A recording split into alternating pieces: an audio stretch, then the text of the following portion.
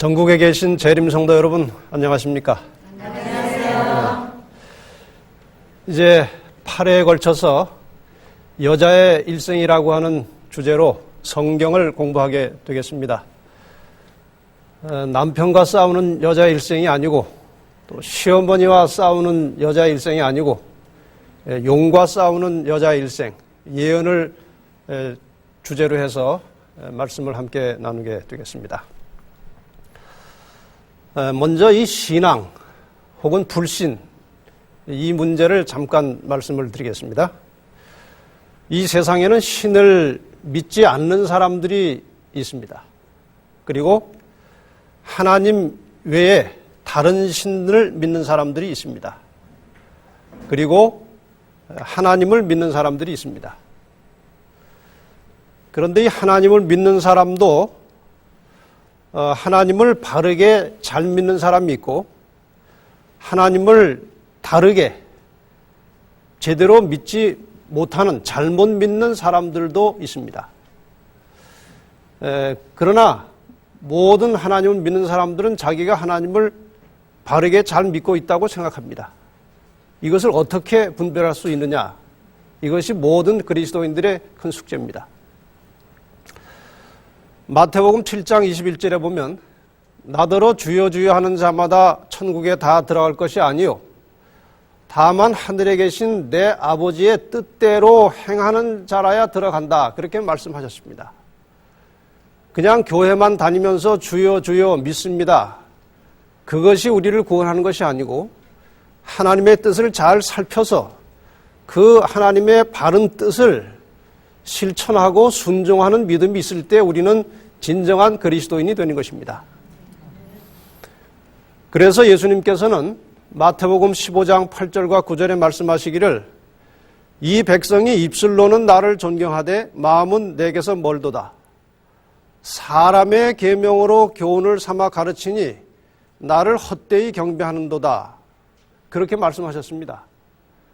그러니까 하나님을 믿을 때에 인간의 생각을 섞어서 사람 마음대로 믿으면 안 되는 것입니다. 하나님의 뜻을 찾아서 바르게 신앙하는 태도가 정직하고 진실한 그리스도인의 양심인 것입니다. 그러면은 정말 이 복잡하고 혼란하고 어지러운 이 세상에서 우리가 어떻게 바른 신앙을 가질 수 있느냐? 그 중에 대단히 중요한 한 해답이 베드로후서 1장 19절에 기록이 되어 있습니다. 한번 같이 읽어보겠습니다. 시작. 또 우리에게 더 확실한 예언이 있어 어두운 데 비치는 등불과 같으니 날이 새어 샛별이 너희 마음에 떠오르기까지 너희가 이것을 주의하는 것이 가하니라. 이 모든 것이 혼란스럽고 어지럽고 복잡한 이 어두운 세상에서 신앙을 바르게 할 수 있는 대단히 중요한 하나의 단서가 있는데, 그것은 더 확실한 예언이라는 것입니다. 이 예언이 무엇과 같다고 했습니까?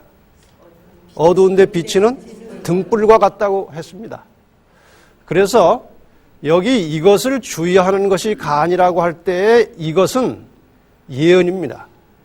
그래서 이 세상이 복잡하면 복잡할수록, 혼란하면 혼란할수록 우리는 예언의 빛을 가지고 우리의 신앙의 길을 밝히 비춰보는 것이 대단히 중요한 것입니다. 아모스 3장 7절에 보면 하나님께서 이와 같은 말씀을 우리에게 주셨습니다. 주 여호와께서는 자기의 비밀을 그 종 선지자들에게 보이지 아니하시고는 결코 행하심이 없으시리라. 하나님께서 인간의 구원을 이루어 가시는 모든 사역을 수행하실 때 반드시 앞으로 될 일을 먼저 가르쳐 주시고 보여주시고 그 다음에 시행을 하시도록 되어 있습니다. 성경 전체는 하나의 예언이고 예언이 성취되어가는 과정입니다. 왜 하나님께서 예언을 가지고 이 인류 역사를 통치하시느냐? 그 이유에 대해서 요한복음 13장 19절에는 이렇게 말씀하고 있습니다. 이것도 같이 한번 읽어보겠습니다. 시작. 지금부터 일이 이루기 전에 미리 너희에게 이름은 미리 이룰 때에 내가 그인 줄 너희로 믿게 하려 함이로라. 이게 아주 중요한 말씀이에요. 하나님께서 우리에게 예언을 주시고 그 예언을 가지고 인류의 역사를 이렇게 구속의 역사를 끌어가시는 대단히 중요한 목적 중에 하나는 이 보이지 않는 하나님을 우리가 끊임없이 믿고 산다는 것이 보통 어려운 일이 아닙니다. 그래서 하나님께서는 예언을 우리에게 주시고 그 예언이 성취될 때마다 하나님의 존재를 확인하고 그분에게 대한 더욱 깊은 신뢰심을 가지고 그 말씀을 따라가도록 하기 위해서 예언을 가지고 이 인간의 역사를 끌어가시는 것입니다. 자, 그러면은 그 예언과 예언의 성취라고 할 수 있는 성경 전체는 구약과 신약으로 되어 있습니다. 여기에 약이라고 하는 것은 약속입니다. 다시 말해서 성경은 두 개의 큰 약속으로 되어 있는 것입니다. 자, 이것이 어떤 약속인가? 구약의 약속은 예수께서 오시겠다는 약속입니다.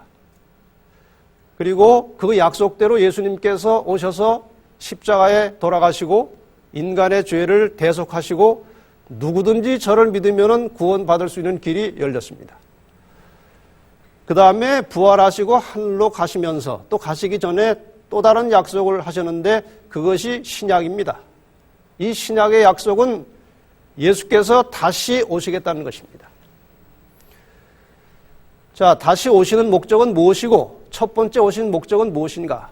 이 초림의 목적은 인간을 죄로부터 구원하시기 위해서 오신 것입니다.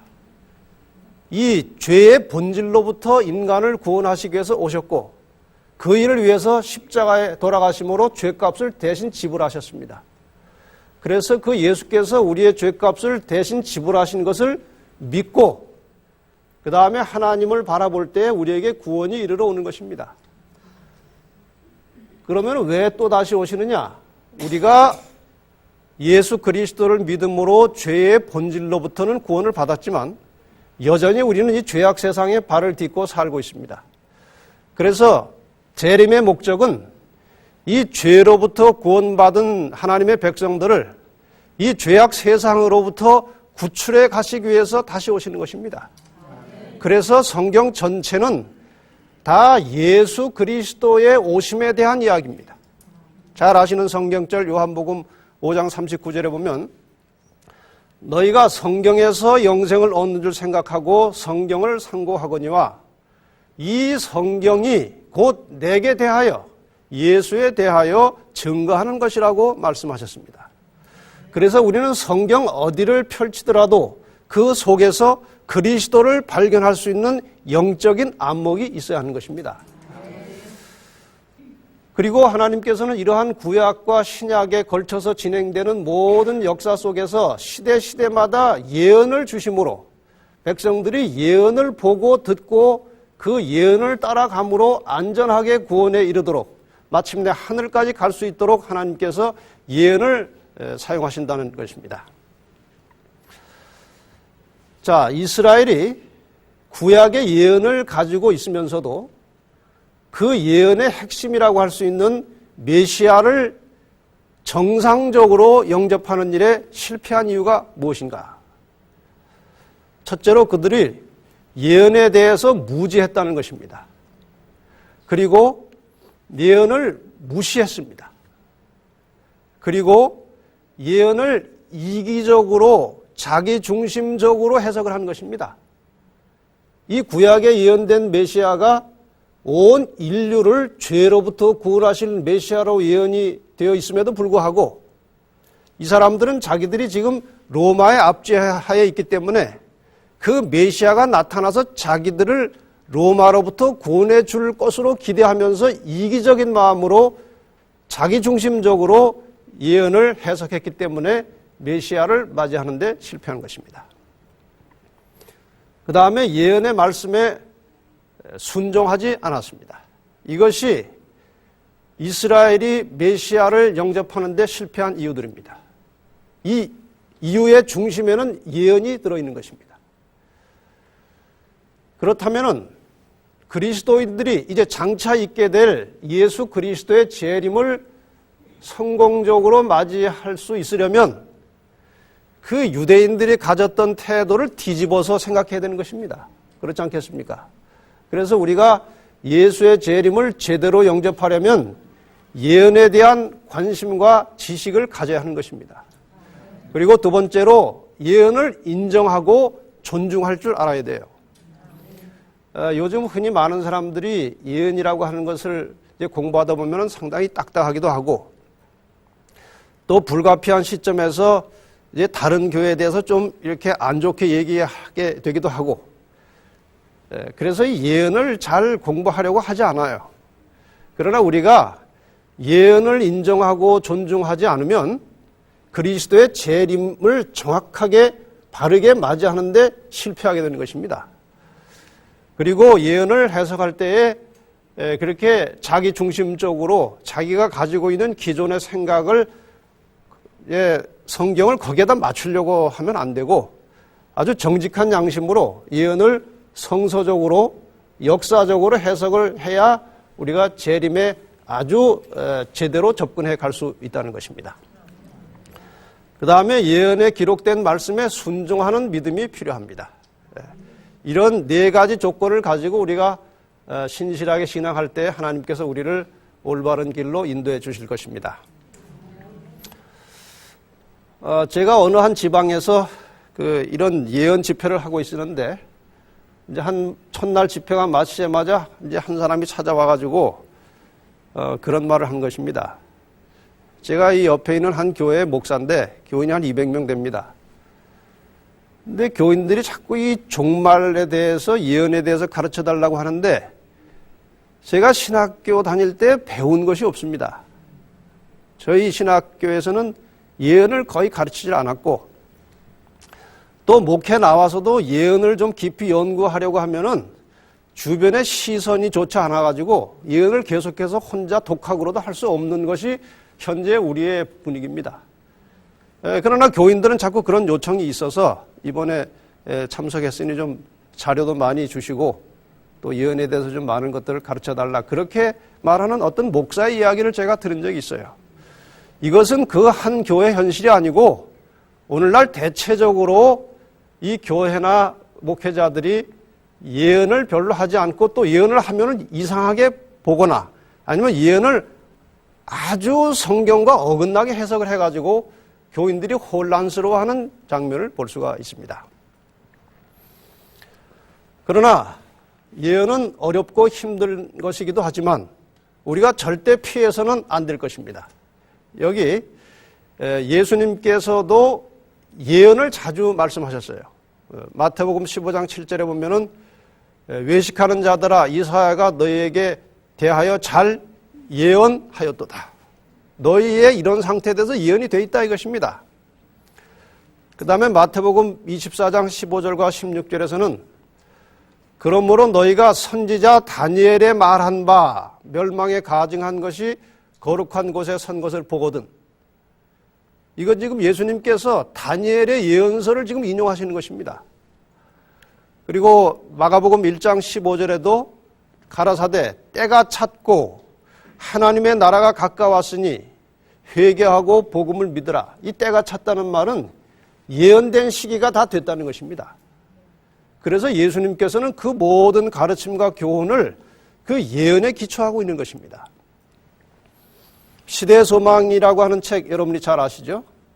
이 책 233페이지에 보면은 이와 같이 구주께서 친히 전하신 복음 기별은 예언에 기초되어 있었다고 되어 있습니다.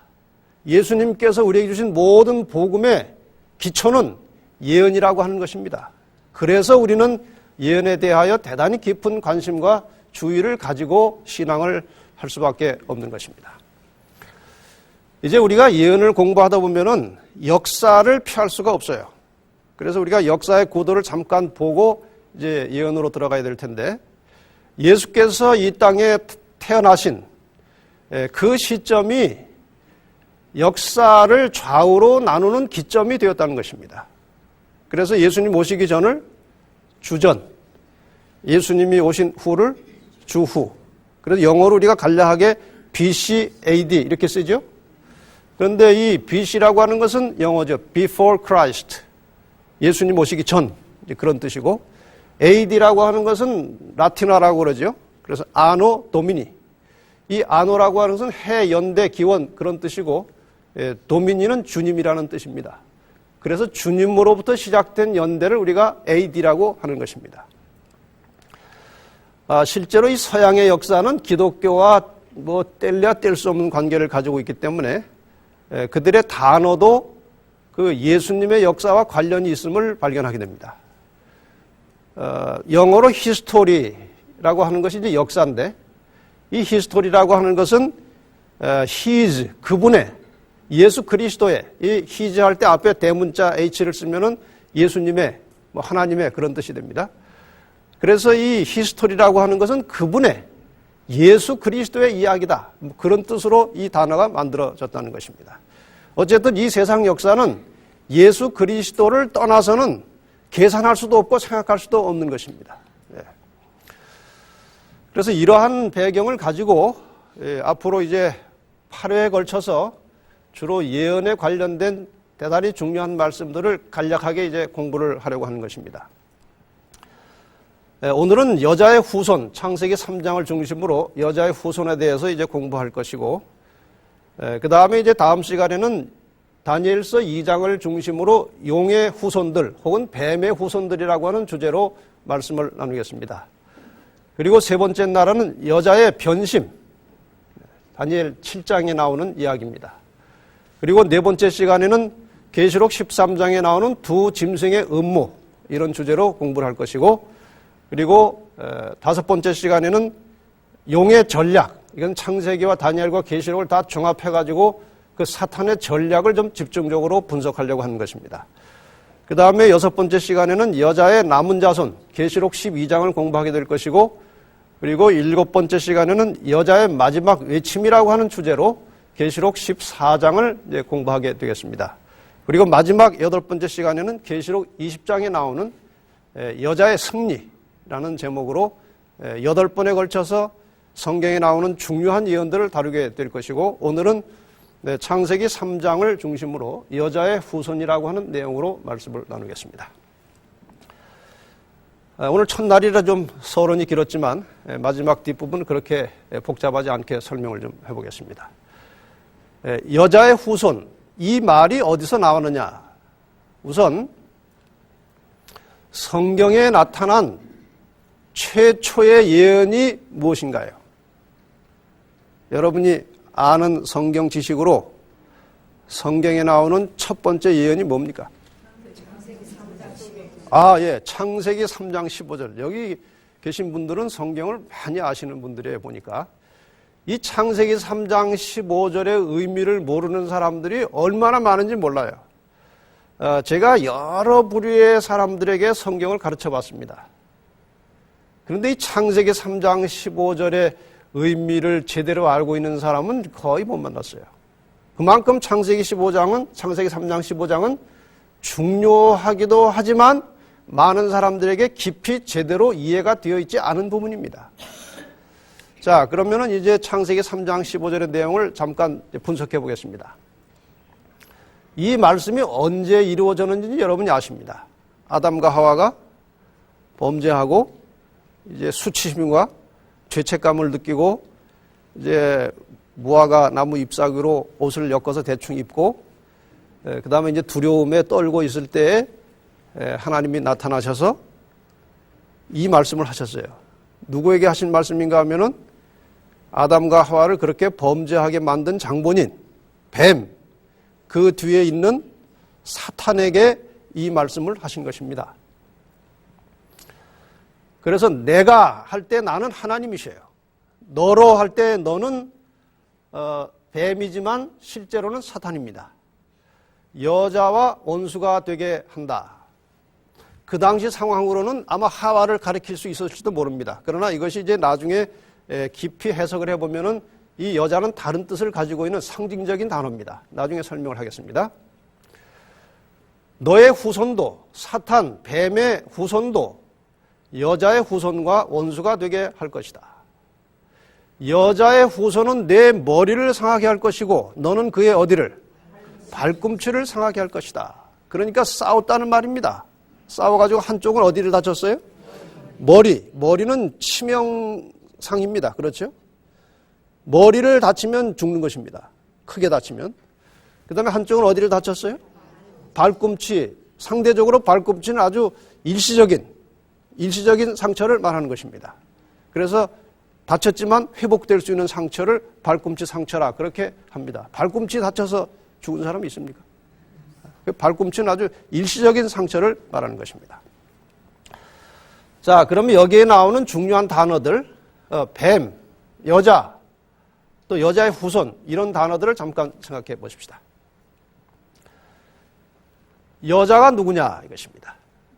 여자는 상징적으로 쓰일 때 구약 열왕기하 19장 21절에 보면은 이스라엘에 가리켜서 처녀 딸 시오나, 그 다음에 딸 예루살렘 이렇게 해서 구약에 나오는 여자가 상징적으로 쓰여질 때는 이스라엘을 가리키는 것입니다. 그 다음에 신약에서는 고린도서 11장 2절에 사도 바울이 내가 너희를 하나님 믿는 사람들이죠. 정결한 처녀로 한 남편인 그리스도께 중매한다. 이 말은 신약에서의 여자는 교회를 가리키는 것입니다. 그래서 이번 공부하는 기간 내내 이 여자, 구약의 이스라엘과 신약의 교회가 계속 나옵니다. 그러니까 이것을 머리에 염두에 잘 두시기를 바랍니다. 그 다음에 용은 누구냐? 이 용에 대해서는 아주 구체적으로 계시록 20장 2절에 용을 잡으니 곧 옛 뱀이요 마귀요 사단이라. 용, 뱀. 이번 기간 중에 때로는 용이라고 말할 때도 있을 것이고 때로는 뱀이라고 할 때도 있을 것입니다. 둘 다 똑같은 사단, 마귀를 가리키는 상징어입니다. 그 다음에 여자의 후손이 누구냐 이것입니다. 여자의 후손은 갈라디아 4장 4절에 보면 때가 참에 하나님이 그 아들을 보내사 여자에게서 나게 하시고, 이것은 상징적으로 볼 때에 구약의 여자 이스라엘의 혈통을 통해서 그 어느 혈통 속에서 누군가가 아들이 나온다 이것입니다. 특별한 아들. 그 다음에 또 한 가지 실제적인 의미를 우리가 부여하자면 대개 이 누가 누구를 낳고 할 때에 성경에 남자 이름이 나옵니까? 여자 이름이 나옵니까? 예? 실제로 낳는 거는 여자가 낳지만 아브라함이 이삭을 낳고 이삭이 야곱을 낳고 그렇게 나옵니다. 그러나 예수 그리스도만은 남자와 상관없이 여자를 통해서 나왔습니다. 그런 의미에서 우리가 여자의 후손이라고 할 수도 있는 것이고, 깊은 의미는 구약의 여자 이스라엘의 혈통 속에서 태어났다 이것입니다. 그 다음에 갈라디아 3장 16절에 보면은 오직 하나를 가리켜 내 자손이라 하셨으니 곧 그리스도라. 그래서 여기에 여자의 후손은 틀림없이 누굽니까? 예수 그리스도를 가리키는 것입니다. 자, 그렇다면 성경에 나오는 성경 모든 줄거리를 엮어가는 주인공이 이제 나타나게 된 것입니다. 그래서 성경의 주인공들은 여자, 교회가 주인공이고, 그 다음에 악역의 주인공은 뱀, 용, 사탄이 이제 또 하나의 악역의 주인공입니다. 그리고 아들 예수 그리스도. 이 세 주인공들이 성경 전체의 줄거리를 끌고 가고 있는 것입니다. 그러니까 성경 어느 부분을 봐도 이 세 주인공과 무관한 성경절은 없습니다. 여러분이 아주 넘어가기 어려운 성경 통독 고개가 하나 있는데 레위기예요. 그렇죠? 레위기에서 헐떡헐떡 하다가 주저앉아가지고 그 다음에 안 가요. 근데 이 레위기는 굉장히 중요한 책입니다. 그럼 레위기는 이 세 주인공 중에 지금 누구를 조명하고 있는 것입니까? 레위기에 주로 많이 나오는 게 제사 아닙니까? 그 제사의 중심이 누구십니까? 예수 그리스도이세요. 그러니까 레위기, 우리가 참 넘게 외우는 레위기는 성경의 가장 중요한 주인공이신 예수 그리스도와 관계된 책입니다. 그렇게 생각하고 보시면은 그게 가다 주저앉을 책이 아니고 더 깊이 연구해서 뜻을 제대로 알아야 될 책입니다. 이와 같이 모든 성경의 내용은 이 세 주인공과 관련이 있다는 것입니다. 그런데 사람들이 뱀의 후손이 누군지는 생각을 잘 안 하고 삽니다. 생각해 보셨습니까? 우리가 여자의 후손, 뭐 여자, 용, 다 우리가 듣던 이야기예요. 그러나 뱀의 후손에 대해서 깊이 생각을 잘 안 하는 것입니다. 그럼 뱀의 후손이 누구냐 이거예요. 뱀은, 사탄은 어둠의 세력의 주관자입니다. 그렇죠? 이 어둠의 세력은 본체를 드러내지 않아요. 보세요. 여자의 후손 예수 그리스도, 여자, 감춰져 있습니까? 드러나 있습니까? 온 세상에 들춰져 있습니다. 누구라도 바라볼 수 있도록 교회나 여자의 후손 예수 그리스도는 다 공개되어 있어요. 그러나 사탄은 어떻게 하고 있습니까? 사탄은 감추어져 있어요. 가리워져 있습니다. 자기를 드러내지 않습니다. 그러면 어떻게 해야 됩니까? 이 땅에 어떤 대리자를 이용하는 수밖에 없어요. 그러겠죠? 자, 그러면은 사탄이 이용하는, 뱀이 이용하는 이 땅의 대리자를 어떻게 찾아낼 수 있느냐 하는 것입니다. 이건 굉장히 중요한 문제예요. 이 땅에서 활동하는 여러 사람이나 세력들 가운데서 지금 사탄을 대신해서 일하고 있다는 뭔가 증거를 가져야 되는데 어떻게 찾아낼 수 있느냐 이거예요. 아무나 붙들고 당신 뱀의 후손 같아 그러면 큰일 납니다. 그렇죠? 그러나 분명한 증거를 가지고 우리는 단서를 가지고 확인을 해야 하는 것입니다. 그렇죠? 그럼 어떻게 해야 되느냐? 여러분이 한번 생각해 보세요. 뱀의 후손 사탄의 대리자를 어떻게 찾아낼 수 있습니까? 네? 이 예수 그리스도나 순수한 교회가 세상에 해를 줍니까? 안 줍니까? 해를 안 주는 정도가 아니고 예수 그리스도나 이 교회는 이 땅에 대단히 유익한 존재입니다. 없어서는 안 될 존재들입니다. 그런데 그 아무 잘못도 없고 해롭지 않은 교회나 예수 그리스도를 핍박하고 죽이고 하면 그거는 뭔가 잘못된 거 아닙니까? 그래서 우리는 이 땅에 있는 사단의 대리자들을 이 땅에서 여자와 여자의 후손을 공격하는 모든 세력과 권세는 이것이 바로 뱀의 후손이라는 것입니다.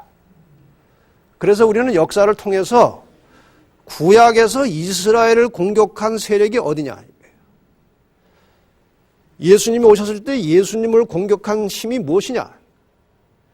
신약에서 이 교회를 무고하게 핍박하고 잡아 죽이고 한 세력이 무엇이냐? 이걸 찾아보면 뱀의 후손을 찾아낼 수 있는 것입니다.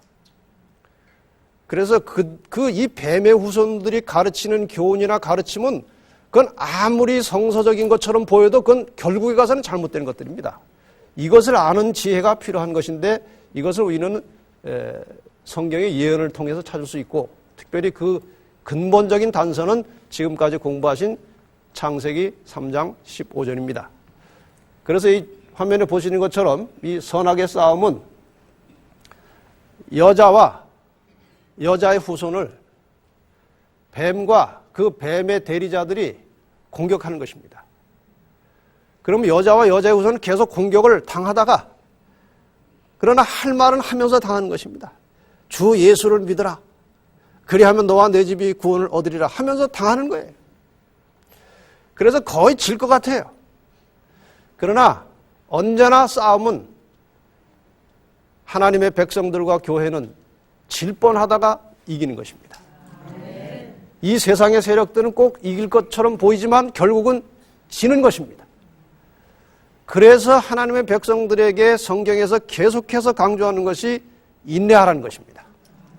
선제 공격을 당할 수밖에 없는 이 여자와 여자의 후손은 인내가 필요한 것입니다. 예수님께서 무한히 인내하셨습니다. 그 핍박하고 공격하는 대적들을 말 한마디로 그냥 꼬꾸로 때릴 수 있었어요. 그러나 끝까지 참으셨듯이 우리 성도들도 끝까지 참다 보면 마침내 승리할 것이라. 우리에게 인내가 필요한 것입니다. 자, 이제 설명을 듣고 이 성경절을 다시 한번 깊이 생각하면서 같이 읽어보십시다. 시작.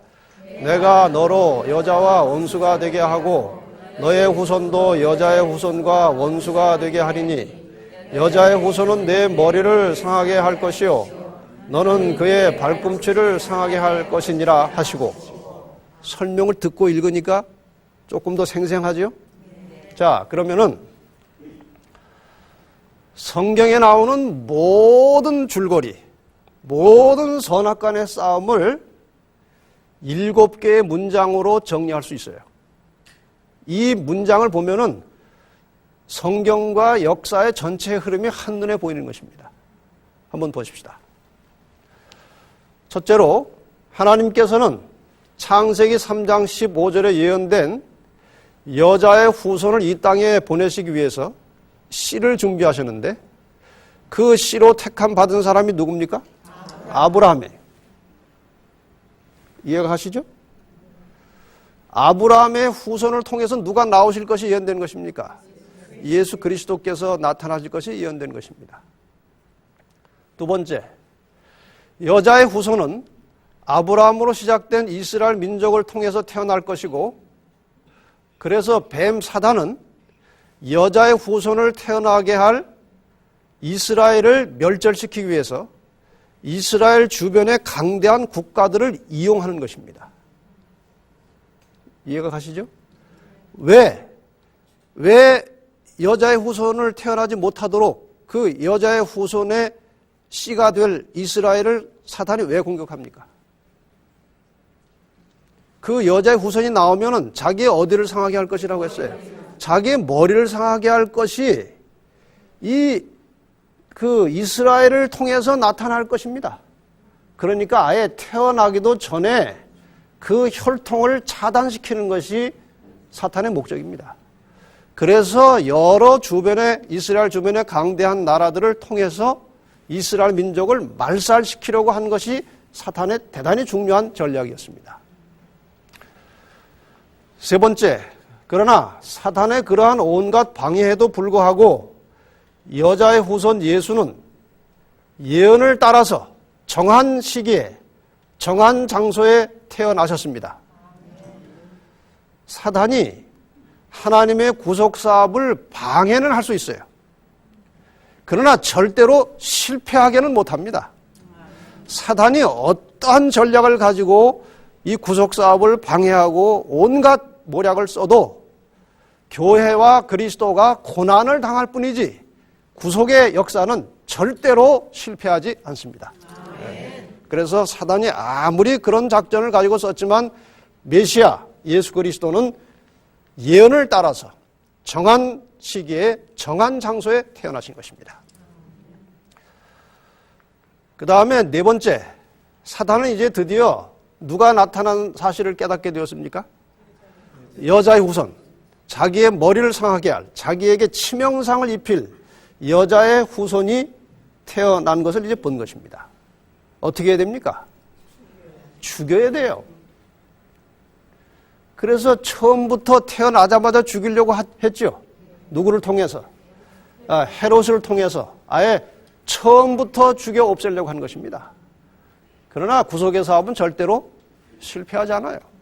그래서 기적적인 방법으로 메시아는 살아났고, 그 다음에 예수님께서 이 세상을 사시는 동안에 사탄이 집요하게 예수님을 따라다니면서 시험하고 공격했습니다. 죽이는 데 실패했기 때문에 이제는 뭘 해야 됩니까? 죄를 짓게 해야 되는 것입니다. 예수가 범죄하면 구속사업은 끝나는 것입니다. 예수께서 범죄하면 그 죽음이 인간의 죄를 대속하기 위한 대속적 죽음이 아니고 자기 죄값으로 죽는 것입니다. 그래서 사단은 예수를 이제 범죄하게 하려고 집요하게 따라다녔습니다. 그러나 예수님께서는 가지고 있는 신성으로 죄를 극복하시면 안 됩니다.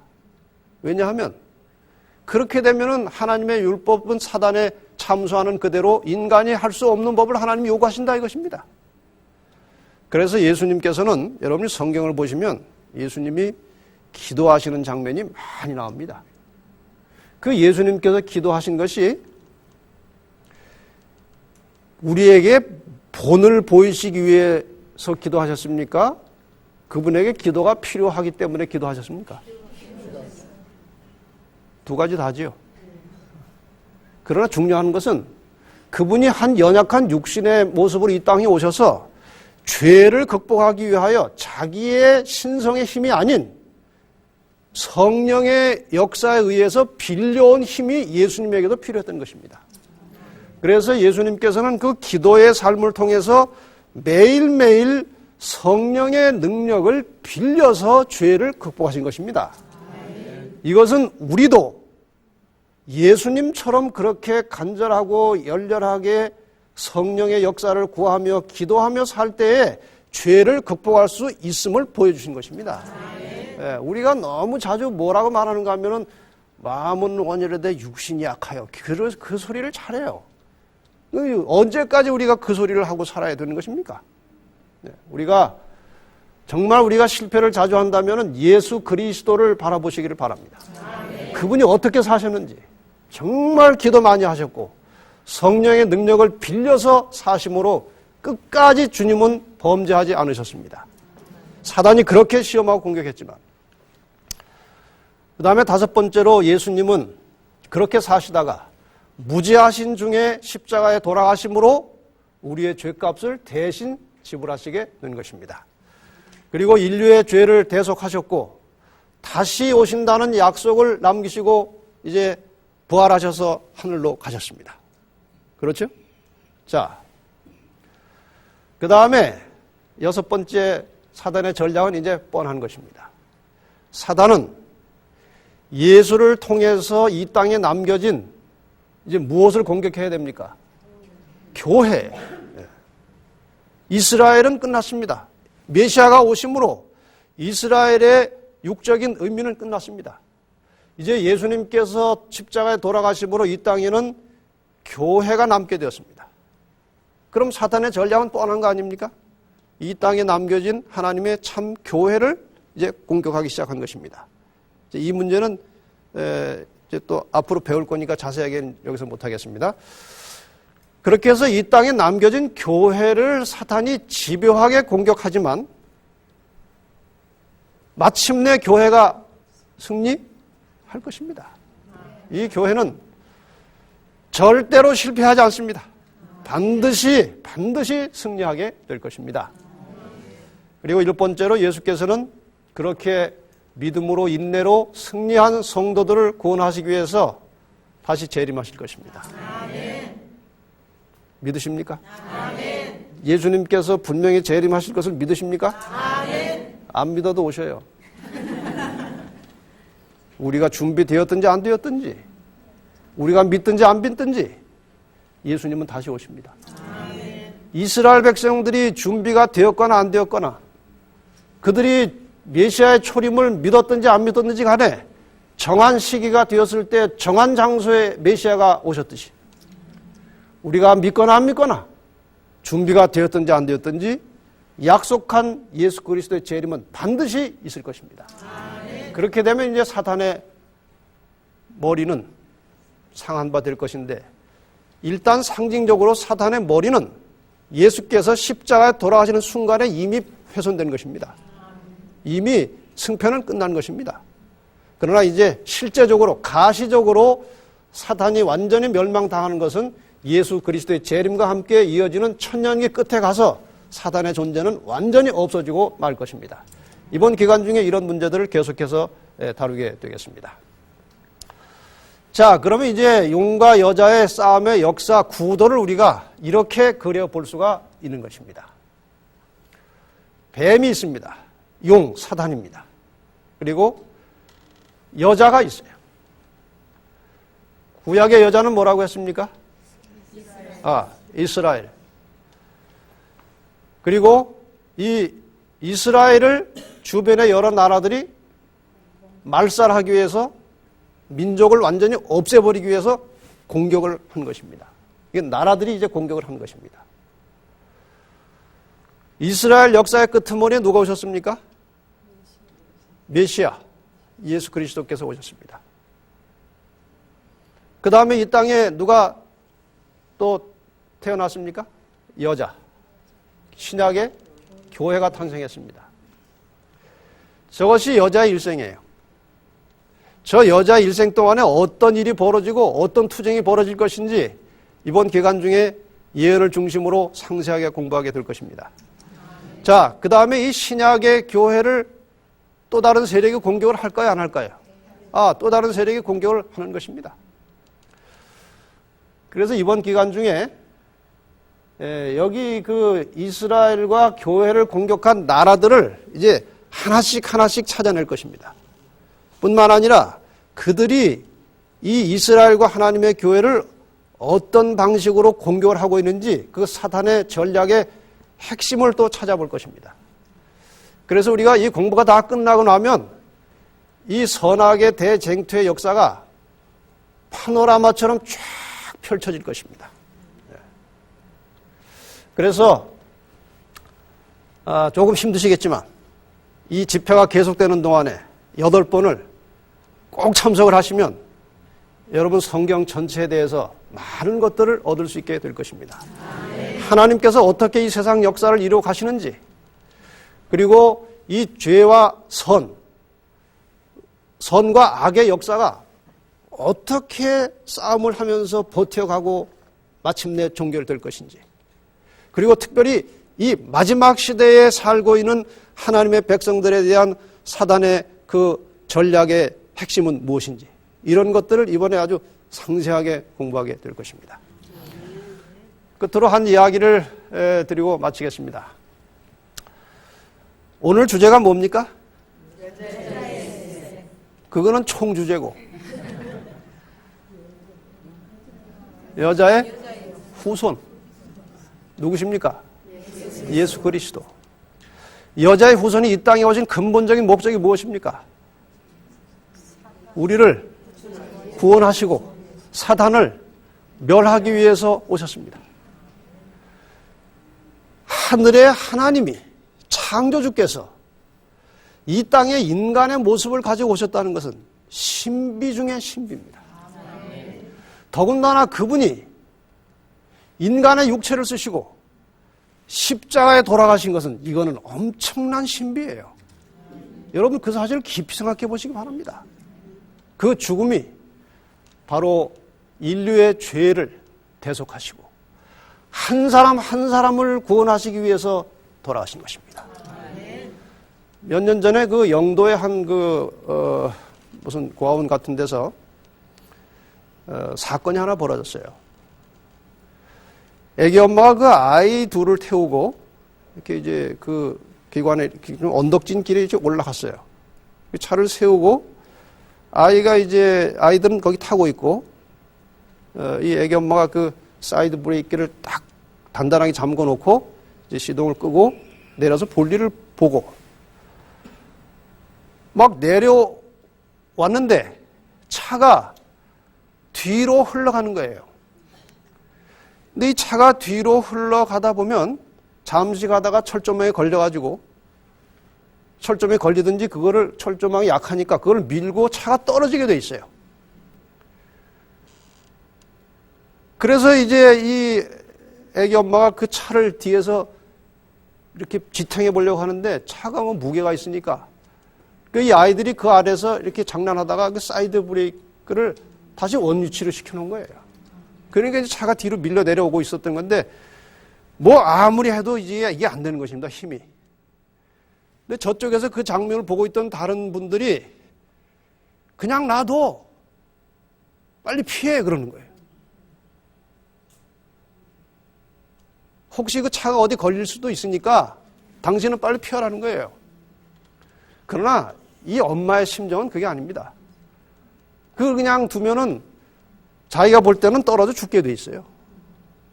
그래가지고 버티다 이제 넘어져가지고 이제 힘이 없어서 그 차가 이렇게 뒷바퀴를 이렇게 하면서 이렇게 그 애기 엄마를 밀면서 간 거예요. 그러니까 차 그 속도가 떨어지면서 차가 마침내 딱 섰습니다. 근데 그게 너무 심해서 죽었어요. 그 두 아이의 생명을 구원하기 위해서 이 엄마가 자기 생명을 버린 것입니다. 예수께서 오셔서 우리 한 사람 한 사람을 살리기 위해서 자기 생명을 주신 것입니다. 그 결과로 우리가 살 수 있게 된 것입니다. 여자의 후손, 그분이 우리의 구주이십니다. 그분을 끝까지 의지하고 믿는 자는 마침내 구원을 얻게 될 것입니다. 감사합니다.